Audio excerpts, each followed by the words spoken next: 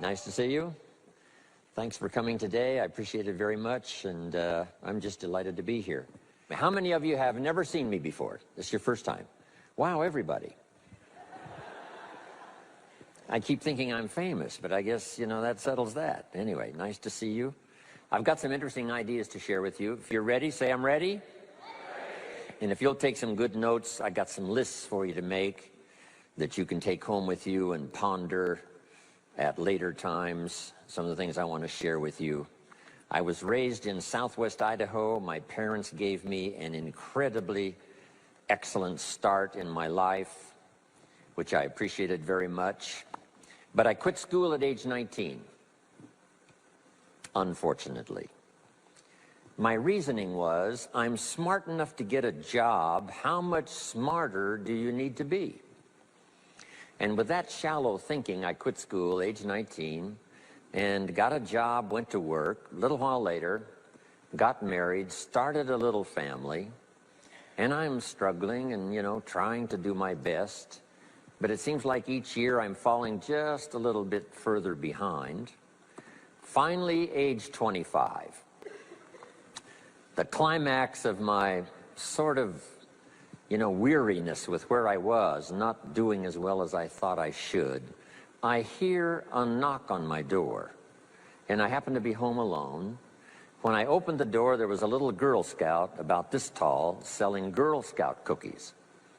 And she gave me the finest sales presentation I've ever heard. Girl Scouts around the world, no better organization. And we've got these cookies, only $2, several flavors. And with a big smile, she very politely asked me to buy. No problem, I wanted to buy. Big problem, I haven't got $2 in my pocket. Now, I'm a grown man, I live in America, I've been to 1 year of college, I'm married, I've got a family, and I don't have $2 in my pocket. And I didn't want to tell her that. So I did what I thought was next best. I lied to her. I said, hey, look, I've already bought lots of Girl Scout cookies. I've still got plenty in the house that we haven't eaten yet. And she said, oh, that's wonderful. Thank you very much. And she leaves. When she leaves, I say to myself, I don't want to live like this anymore. I mean, how low can you get lying to a Girl Scout? I mean, that's about as low as you can go. But I promised myself that day I was going to start my search of finding opportunity, finding somebody who could teach me and coach me on doing much better for myself and for my family and for my future. And shortly after that, I met a most extraordinary man, very wealthy, but a friend of mine said, you've got to meet this man. He's rich, but he's easy to talk to. He's got a unique philosophy of business and life. And the more he told me about this man, the more I said, I've got to meet this guy. And shortly after that, I had a chance to meet him. Sure enough, when I met him, I was impressed. Obviously, he was rich, but he was friendly and easy to talk to. And I said to myself, if I could just get around someone like him, and if he would coach me, I would be willing to learn anything. I'd love to be like him. Well, my good fortune was he invited me to join his company, and over the next 5 years, my dream came true. He coached me and taught me how to turn my life from pennies to fortune. And he's not alive anymore, but I'd like to pay tribute to him one more time, Mr. Earl Schoaf, for the dramatic impact he had on my life, especially during that 5-year period. And so my whole life turned around. I made my fortune by the time I was 32, starting at age 25. And some of the ideas that I want to share with you today came from that 5-year experience. Then from there, I got into lecturing and giving seminars, and I've written a few books, and my career now spans about 41 years. But I'll never forget the impact this gentleman had on my life with a few simple concepts that totally changed my life, changed my future, and changed everything. Jim Rohn's view of the 21st century. Here's number one, unprecedented opportunity. we not only have begun a new century, century 21, it's a new millennium. A millennium is a 1,000-year period. We've had 6 so far. This is the beginning of the 7th millennium, and some scholars tell us that this could very well be an extraordinary time for the human race, this 7th millennium. And there's probably a lot of good reason that that is probably true. Unprecedented opportunity. We've now got the technology. We pick up a telephone now and talk to somebody on the other side of the world. Transportation now is so easy. I get on an airplane in Los Angeles, and 13 hours later, I'm in Tokyo. 5 meals, 3 movies, and you're there. I mean, you know, it's a simple deal. Anyway, we've got technology, we've got transportation, we've got all the rest, right? So this is going to be a time of unprecedented opportunity in every field you can imagine, every industry, every country. It's going to be the greatest period of opportunity time in the history of the human race, the 21st century, especially these opening years of the 21st century. So that's number one, unprecedented opportunity. Now here's the second note to take. Now also keen competition, because we now play the world game. And it's not just competition across the street and company to company and, you know, division to division and, you know, company to company. Now it's worldwide competition. A job now becomes available. Does it go to someone in Minnesota or someone in India? Worldwide competition.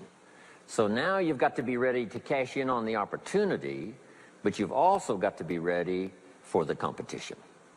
So I've got some interesting ideas on how to be prepared for both opportunity and competition in these opening years of the 21st century. Here's some of my best advice. Number one, you've got to have more than one skill. It's okay to have one skill, but I'm telling you, if you want economic safety for the future, especially this century, my personal opinion, you need more than one skill. We've seen people, right, the last 15, 20 years that only had one skill, worked for this company for a long time. The division the guy worked for got chopped, eliminated. Now he loses his job. Now he tells us he's in economic distress. Why would that be? Simple answer. He only had one skill. So for economic safety for the future, my personal advice, you gotta have more than one skill. In fact, it led me to my first fortune, and that was learning more than one skill. I started learning these extra skills in Idaho, where I grew up. I knew how to milk cows, but it didn't pay very well. Then someone gave me this incredible advice. If you want to lay the foundation for a future fortune, you've got to learn more than one skill. And I started that process age 25. Here's the first one, and I started part-time, a little sales job that I got. A product that I believed in, learned how to present it well enough for somebody to say yes, gave excellent service so that that would lead to multiple sales, and this little extra part-time job in sales absolutely started multiplying my income.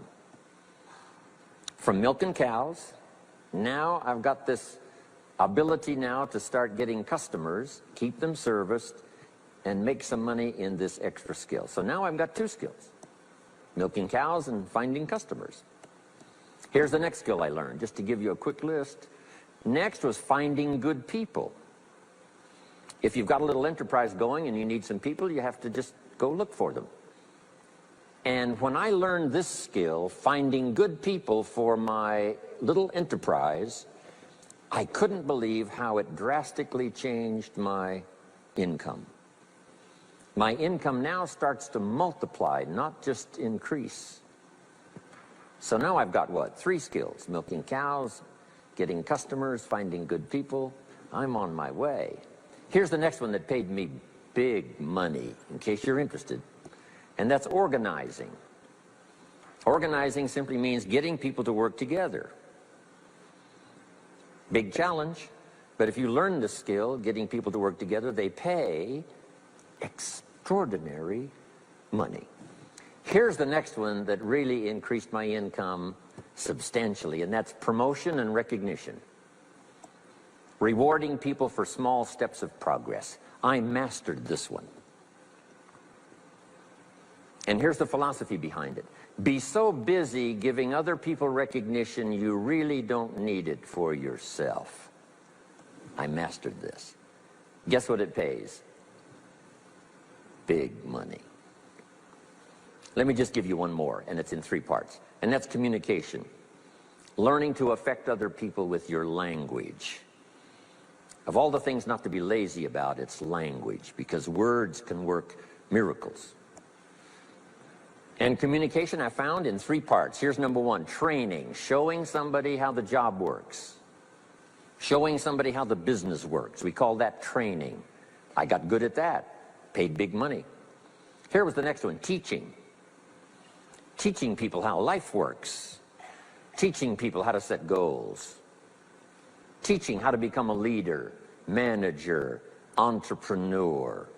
Stepping up to the higher opportunity and better challenge. This one paid me extraordinary money. But this one paid the best. Learning to inspire. Helping people to see themselves better than they are. So I've got how many skills, right? A big long list. So safety, economic safety for the future, especially the opening years of the 21st century. Learn more than one skill. Here's number 2. It would be good to learn more than one language. Some of my business colleagues who speak 3 or 4 languages earn $3-4 million a year. One of my friends, Leon Weisbein from Russia, I remember when he was making $3 million a year, he spoke 3 languages. Here's what he said: I think I'll learn another language, make another $1 million. Those extra languages are so valuable. When I travel the world, I got to find somebody that knows more than one language, or I'm in deep trouble. If you think the time has passed you by to learn that 2nd, 3rd language, make this note. You heard it from Jim Rohn. Give it as a gift to your children. The 2nd language. Maybe that'll inspire them to learn the 3rd language, and then no telling where it might go from there. I asked a school teacher one time, how many languages can a child learn? Here's what she said: as many as you will teach them. They don't lack capacity, they don't lack intelligence, they certainly don't lack curiosity. They only lack a teacher.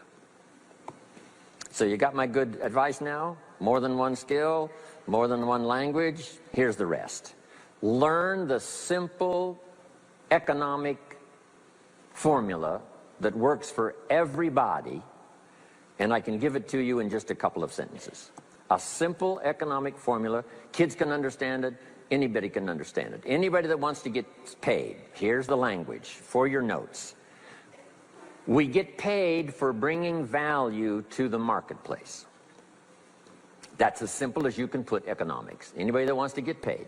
You get paid for bringing value to the marketplace. The marketplace is the people. Now, the value we bring is one part of it, a product or a service, but here's the other part, the value you become. So just off to the side, put the value is 2 parts. The value you bring, like a product. If you manufactured it, you might keep improving the product. If someone else manufactured it and you're out selling it, they probably keep improving the product. But this is the one you have to work on yourself. The value you become, like an entrepreneur, a leader, a teacher, supervisor, manager. What you become also pays much more than what you bring. Once I understood that, then here's what my mentor said. Go to work on yourself harder than you work on your job. If you work hard on your job, you can make a living.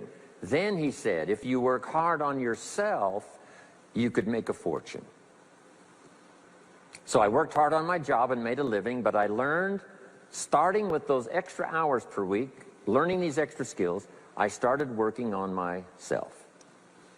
And here's a philosophical phrase everybody should take home. Here it is. Success is something you attract by becoming an attractive person. Success is not something you pursue. It's what you attract by becoming attractive. By becoming attractive to the marketplace. What would do that?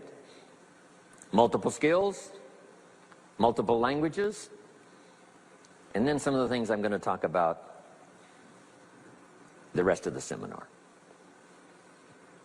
So, now what else would help you to be attractive to the marketplace besides more than one skill and more than one languages? I've divided it into five simple, basic fundamentals of ideas to ponder and think about that will increase your value to the marketplace. Could perhaps, like it did for me, multiply your income by 2, and then multiply it by 3, and then multiply your income by 4, and then by 5. And once you get there, it's not that difficult to multiply it by 10, because all you have to do is make sure you become more valuable and more valuable and more valuable. You don't have to work on the economy, because here's the first note. Each person's income is determined primarily by their philosophy, not by the economy. Once I understood that, then I said, well, I don't have to go to work on the economy. And the answer was no. You only have to go to work on yourself to make yourself more valuable. So now here's 5 things I want to share with you. And the first one is your personal philosophy. What could get you more prepared and ready for cashing in on the opportunity of the 21st century? And here's the first one, personal philosophy. Your personal philosophy is like a guidance system that helps you make decisions what to do, what not to do. From the information you get and what you learn and what you know, we decide. Maybe your philosophy would have been 5 years ago never to attend seminars like this. You just didn't go. Now 5 years later, here you are. Something happened along the way to change your mindset, saying, hey, for the money and the time, if I just get one good idea and walk away, it certainly is worth the money and the time. So now that little amendment in your philosophy, you now say, I'm going to regularly go, because it doesn't take but a few ideas to make a great difference in your income, personal life, social life, and all the rest. So now you know that's valuable. A change of mind, a change of idea. So that's what personal philosophy is all about. The more we learn, the more we know, the better we're able to make better decisions about 2 major things. Your philosophical guidance system does 2 things. For your notes, number 1, helps you to see the dangers on one side, so you can avoid those. But here's what else your guidance system does.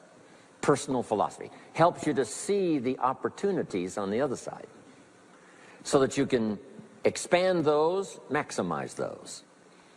And here's what that's called. The game of life is to minimize the dangers and maximize the opportunities. And the more we know and the more we learn, the more experience we gather in sessions like this, from the sermon on Sunday morning to the books we read and all the rest, helps us to keep continually adjusting our philosophical guidance system so that we minimize more dangers, maximize more opportunities. That's really the game of life. I couldn't put it much more simply.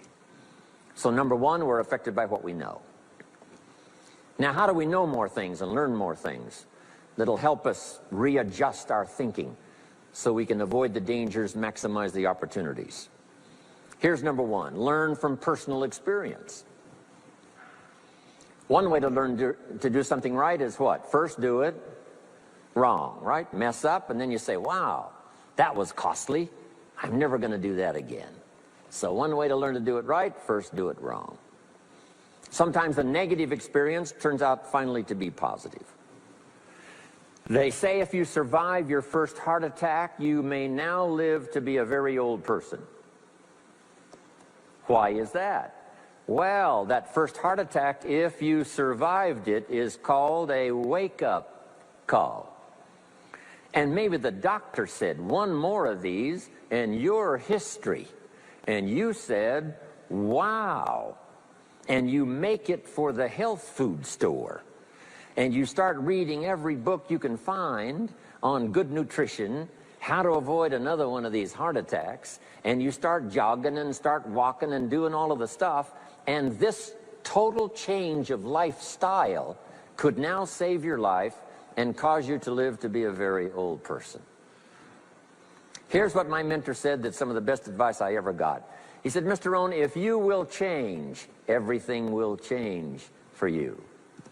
If you'll start making personal changes, your income will change, your health will change, your future will change, everything will change, if you're willing to start making the changes. So sometimes a negative experience now causes us to really make a sudden shift in our philosophical guidance system that says, hey, I'm never going to let this happen to me again. Fantastic. Now here's the next way to learn, and that is to learn from other people's experiences, whether they are negative or positive. It's too bad failures don't give seminars like this. Wouldn't that be good information? Now, we don't want to pay them, so they don't lecture, but their information would be valuable. If you know a guy that's messed up his life for 40 years, you have to say, John, would you spend a day with me? And I will bring my notebook and take good notes. A good-looking guy like you, beautiful family, every reason to do well, threw it all away. Teach me how for the last 40 years you messed it all up. And he tells you, and you take good notes. Learning from the negative side of someone's experience.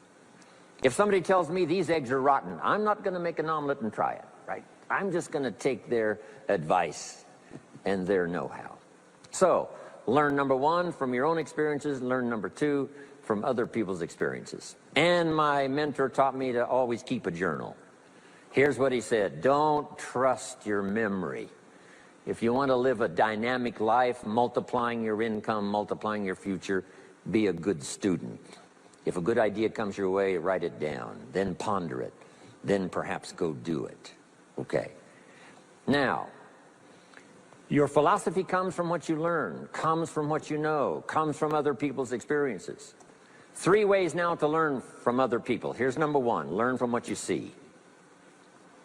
One of the great watchwords of these early years of the 21st century, pay attention. If you just watch, you can pick up clues. Success leaves clues. And if you'll be a better observer of the winners and the losers, those that are doing well and those that are falling behind, and just take mental notes and good notes and say, I'm going to adjust what I'm doing based on what I see. Here's number two. We learn so much from other people based on what we hear. Here's good advice on that. Be a selective listener. Listen to voices of value that have experience, ideas, reputation, something valuable to share. Now here's number three. Read all the books. Now there's millions of books, so you can't read all the books. But make this note.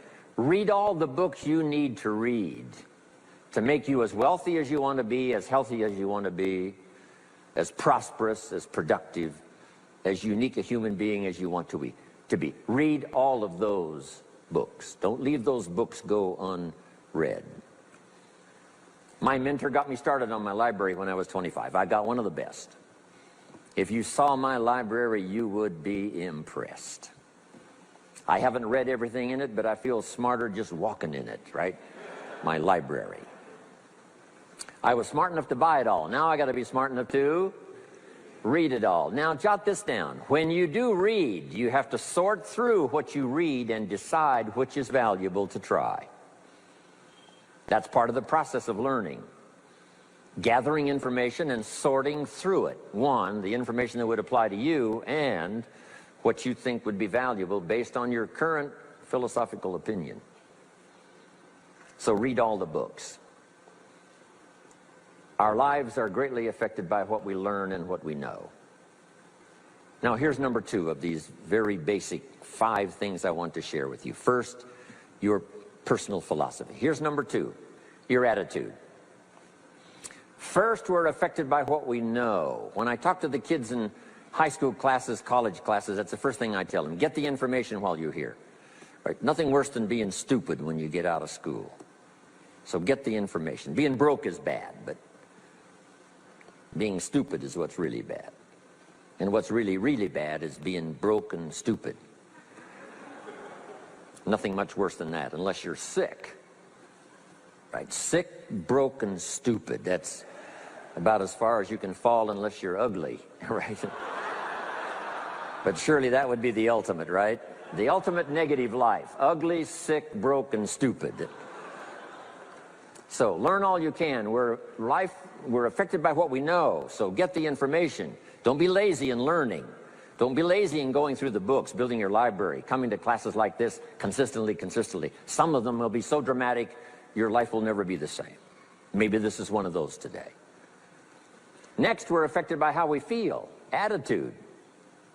This is the emotional part. We need the intellectual part to set sail. So as the winds blow, we can still get where we want to go. Redefine, keep strengthening our psychological and philosophical guidance system. But now we're also affected by the emotions. That's the power. And jot these notes down as I hurry along now. 4 things to consider on attitude and how you feel. Here's number 1. It's how you feel about the past.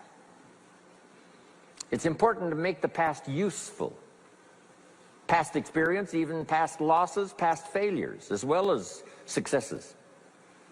To review it and go back over it, see where you went wrong, correct that, invest that now in the future.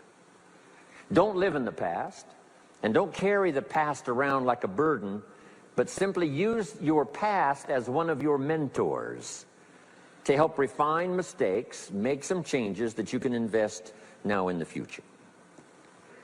Here's the second attitude. It's how you feel about the future. We look back for experience. But number 2, we look forward for inspiration.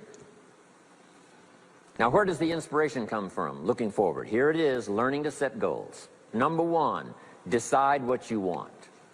Takes more than 5 minutes. Take some time and decide what you want. Where do you want to go? What do you want to do the next 10 years, 20 years? What would you like to become? How many skills would you like to learn? What are the books you want to read? How about the people you want to meet? The cities you want to visit? Experiences you'd like to have over this next period of time. Start thinking about all of that. Here's the next key. Write it all down. Building a life is like building a house. You wouldn't start building the house until you had it finished. Wouldn't you look foolish starting to build the house if it wasn't finished first? What if you were laying bricks and somebody came by and said, "What are you building here?" And you said, "I have no idea." See, they would take you away to a safe place. So building a life is a lot more important than building a house. And yet people treat it so carelessly and so casually about planning and making plans for what they want their life to work out to be. So I'm asking you not to be casual anymore. Start designing the future for yourself, for your family, for your business, for your future. Okay, decide what you want. Okay, so from the past we get experience, from the future we get excitement, inspiration by setting goals. Now here's the next advice. Put everything on your list of goals. Little things, insignificant to someone else but important to you. A goal list is important. You don't have to publish it in the local newspaper. My Japanese friend, Toro Ikeda, San Jose, California, put on his first list, a Caucasian gardener. I said, go Toro. Back then everybody had a Japanese gardener. He said, no, I'm Japanese. I want a Caucasian gardener. I like that. So set goals. Set the goals that'll turn you on, goals that'll get you excited. Put everything on your list. Now, here's the next attitude. It's very important how you feel about everybody. If you want to be a leader extraordinaire, here's what you learn. Each of us need all of us. One person doesn't make an economy. One person doesn't make a symphony orchestra. It takes all of us for each of us to be successful. Each of us need all of us, and all of us need each of us. Each gift is important as we bring it to the table, as we bring it to the country, as we bring it to the community. Learn to appreciate that. Each of us need all of us. Now here's the last one on attitude. It's how you feel about yourself. Nothing more powerful than self-confidence to start multiplying your income by 2, by 3, by 5, by 10. And where does that come from? Make the note. It comes from self-esteem.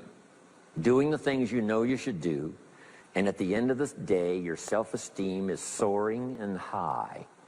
You've met the people you said you'd meet. You made the calls you said you would make.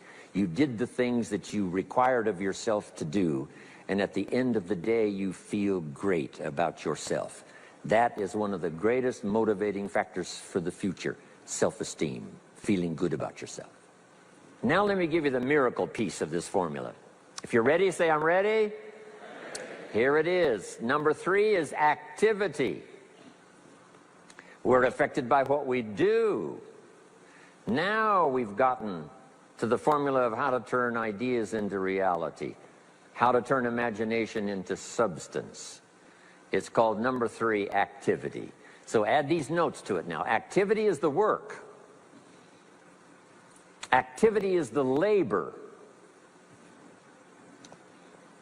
You might add labor pains. I'm short on personal experience here, but the mothers in the room would tell us that we know what that's all about, labor pains. Why would an upcoming potential mother be willing to put herself through maybe a rather painful experience? She said, that's an easy answer, and it's for your notes. It produces new life.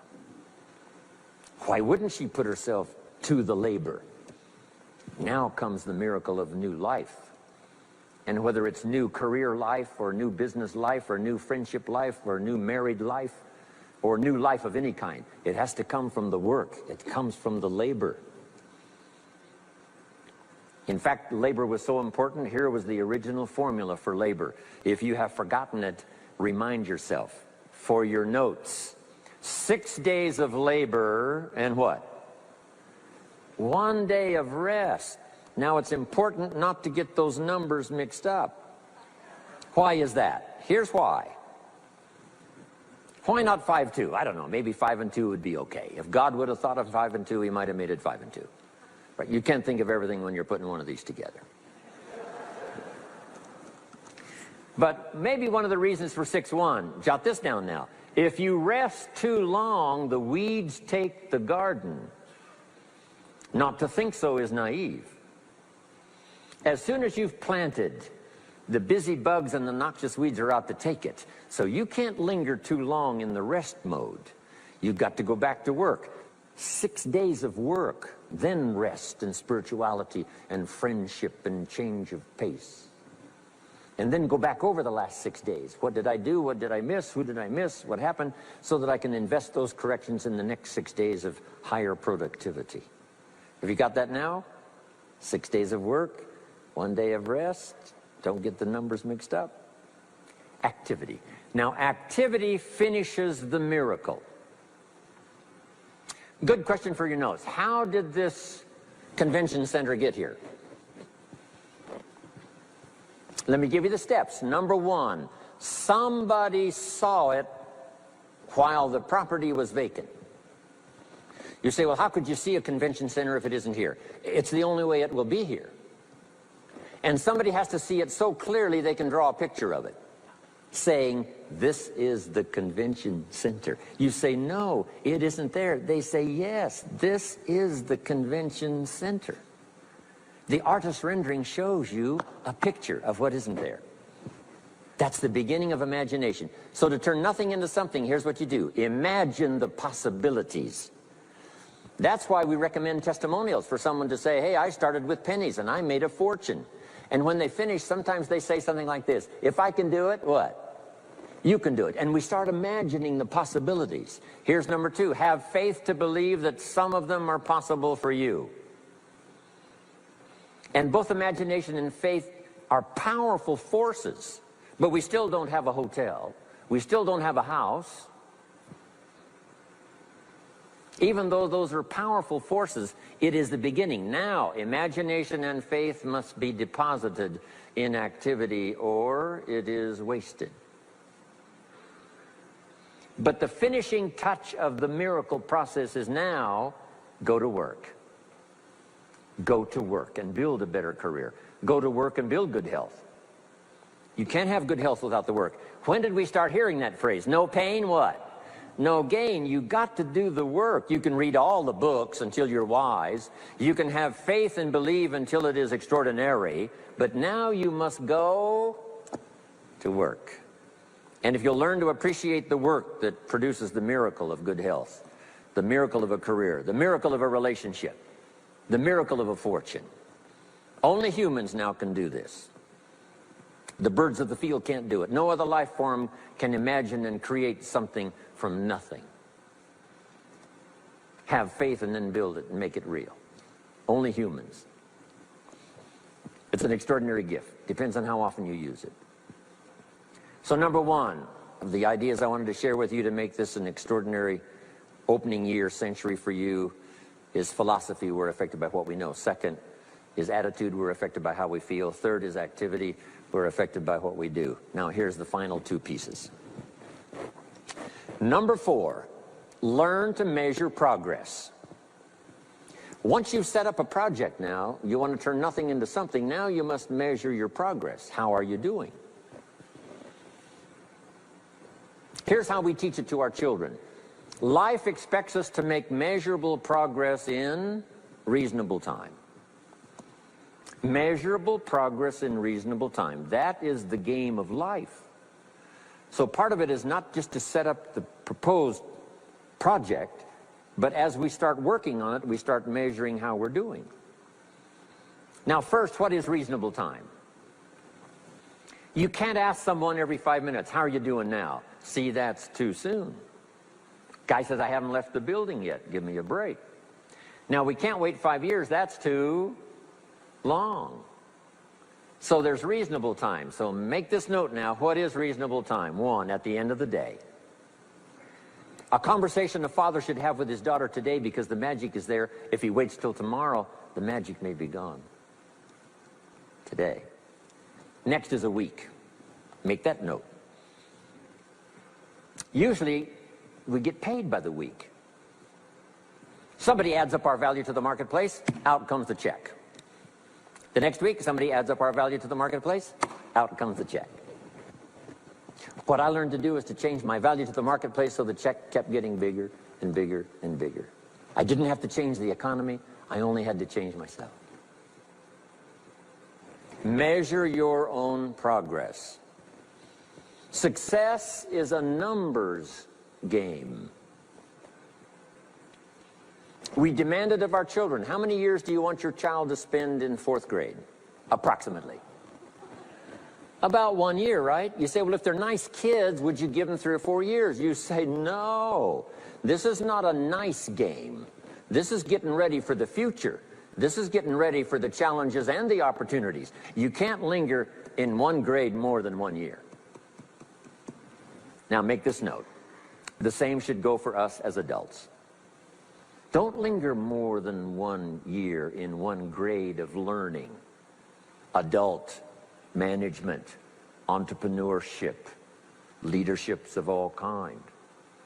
Keep up the pace of learning. Okay. The numbers.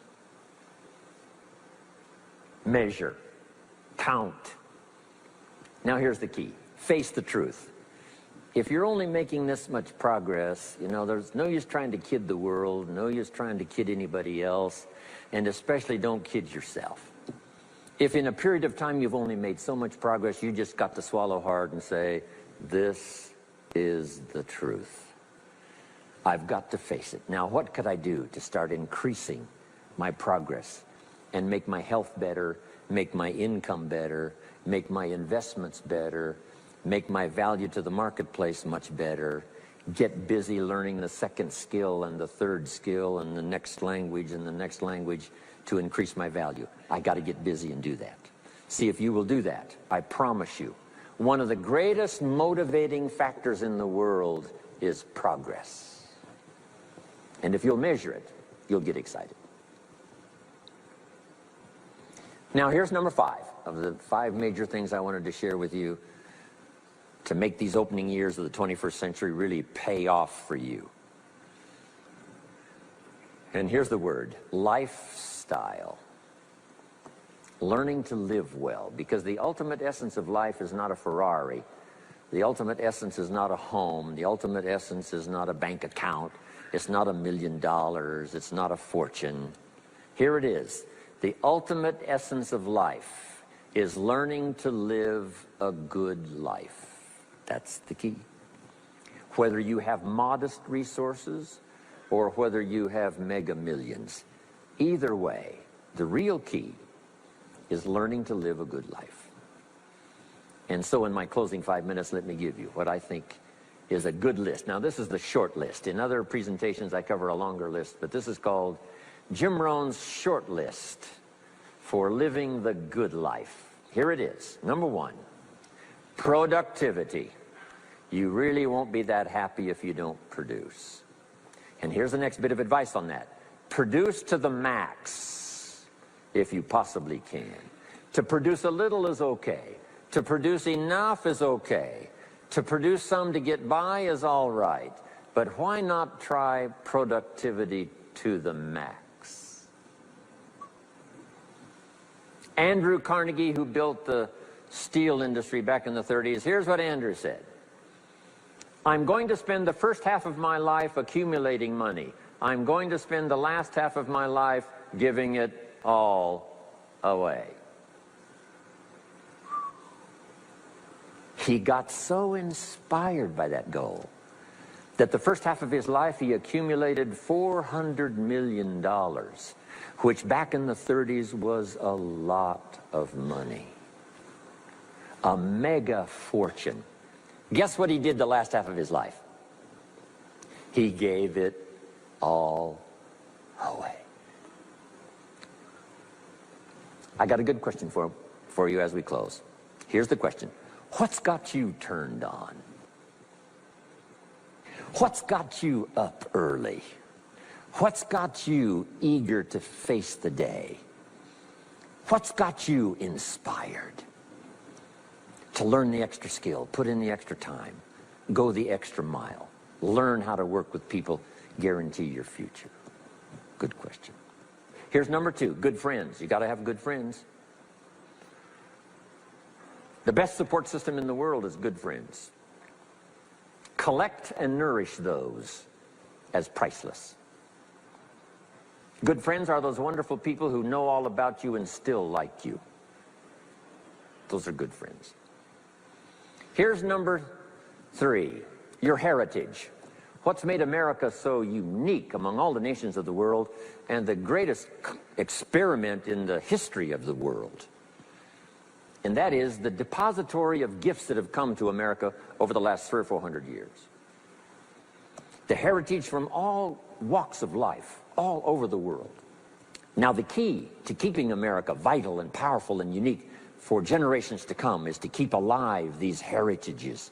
The music, the dance, the costume, the customs, the literature, the poetry, and all the rest combined together, making us an extraordinary, unusual nation among nations. Keep your heritage alive. Here's number 4, your spirituality. Whatever you believe in terms of spirituality, that's important. And I've got 3 words for you to consider. Here they are. Study, practice, and teach. Whatever you believe in terms of spirituality, study, practice, and teach. Don't leave your spirituality unstudied, don't leave it unpracticed, and don't leave it untaught. It's one of the major components of a good life. And now to close, for your notes. Take special care of the inner circle. Family, close friends. Nourish them, they will nourish you. Inspire them, they will inspire you. And take care of the details, the little things that makes it special for family and friends. When my father was still alive after my mother died, my father lived about another 7, 8 years. When I used to travel, I would try to call him while he was having breakfast with the farmers, southwest Idaho. Make a special day. If I'm in Israel, I got to get up in the middle of the night, but I call in the middle of the night, Papa, I'm in Israel. And they would bring him the phone in this little cafe called the Decoy Inn. And Papa would say, Israel, son, how are things in Israel? And he'd talk real loud so everybody could hear. Right? Say, Papa, they gave me a reception last night on the rooftop overlooking the Mediterranean. He'd say, overlooking the Mediterranean. Now he's got a story to tell for the rest of the day. My son called me this morning while I was having breakfast with the farmers. I know he had to get up in the middle of the night.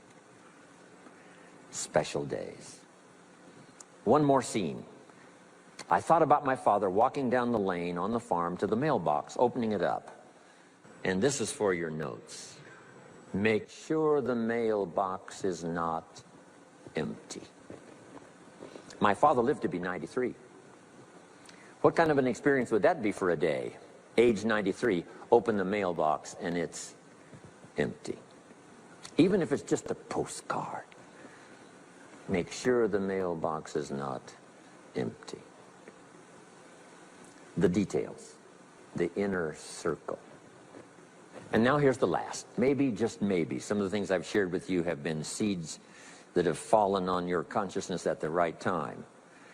And then if it turns into something valuable for you in the future, that will be well worth my coming, being away from my grandchildren and my children for a little while, to come and deposit the best of my experience with all of you today. Thank you very much. God bless. إن أعجبك الفيديو لا تنسى الإعجاب والاشتراك في القناة.